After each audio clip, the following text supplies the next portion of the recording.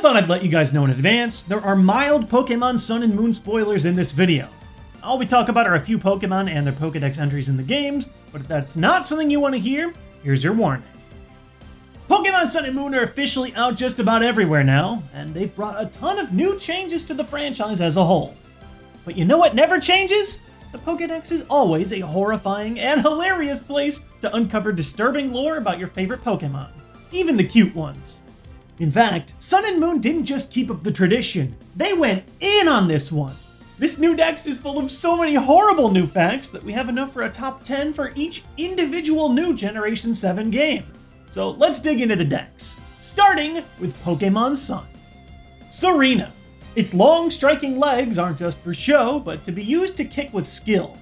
In victory, it shows off by kicking the defeated, laughing boisterously.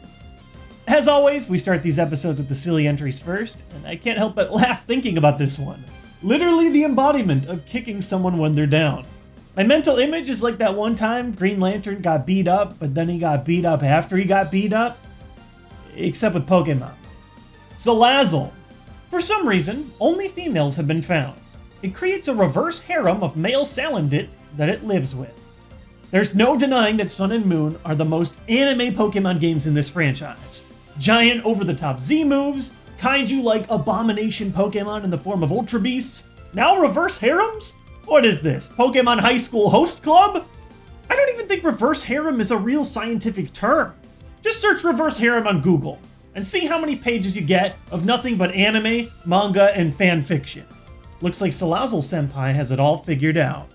And that's it. That's the end of the funny entries, after just 2, because it turns out, despite the name, Pokemon Sun is pretty dark. Kamala. It is born asleep, and it dies asleep. All its movements are apparently no more than the results of it tossing and turning in its dreams. Well, that's depressing. It isn't just your usual sleepy, adorable koala, it's some kind of disturbing, permanent slumber. All Kamala does is dream, never really experiencing the real world around it. Let's hope it never meets a Drowsy. Toxapex. Toxapex crawls along the ocean floor on its 12 legs. It leaves a trail of Corsola bits scattered in its wake. Now, we've had Pokemon that eat Pokemon all the time on this show, but Toxapex has a nice dark twist to it. Pokemon bits, partial Pokemon, pieces of Pokemon carcasses left all over the floor. Gross. And when you think about how cute Corsola is, it's honestly just a depressing reality out there. Pyukumuku. It lives in shallow seas, such as the areas near a beach. It can eject its internal organs, which it uses to engulf its prey or battle enemies. I know we've heard this one already when it was officially announced, but it still just bothers me.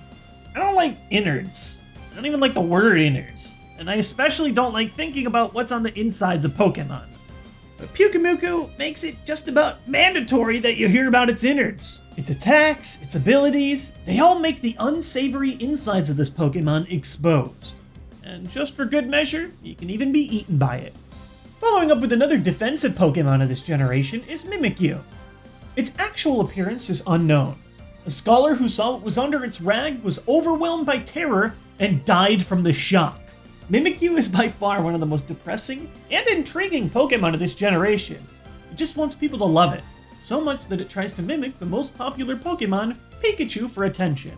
Mimikyu even has an awesome role in the new game's story that I won't spoil, but man does it beg the question, what's under the rag? What does Mimikyu really look like? The answer is to die for. While Sun and Moon had plenty of outrageous Pokédex entries for their new Alola exclusive Pokemon, these new games also had dark twists on old classics too. Check out Primate. It has been known to become so angry that it dies as a result. Its face looks peaceful in death, however. Have you ever been so angry that you just died? I also find it incredibly sad that the only time this rage-filled Pokemon can find peace is through death itself. It's almost poetic. What did Primate do to deserve this fate, Game Freak? Why can't it just be a punchy pig? Why all the suffering?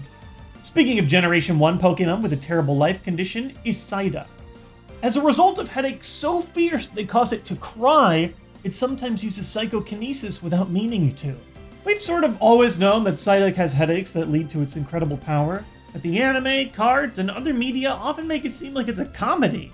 This is the first time they really emphasize the pain that Psyduck goes through during all of this.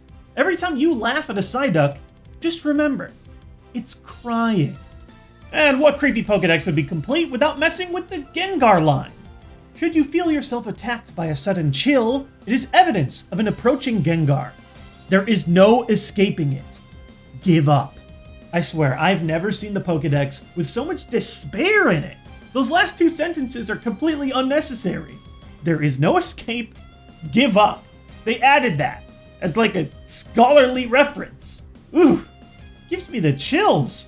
Or, as they keep saying in Pokemon Sun and Moon, that gives me chicken skin. How do they know what chickens are? And the last entry on today's list is the adorable Sliggoo. It has trouble drawing a line between friends and food. It will calmly try to melt and eat even those it gets along well with. What? Why? Melting and eating in itself would be a finale Pokemon in a previous Pokédex video, but today they've gone and ramped it up to include eating your friends. Just look at this thing. Seemingly adorable. Maybe even your friend. But deep down, it will calmly dissolve your body and devour you just like its worst enemies. On accident. Or was it an accident? I wonder if Sliggoo have focus groups to work on this kind of thing.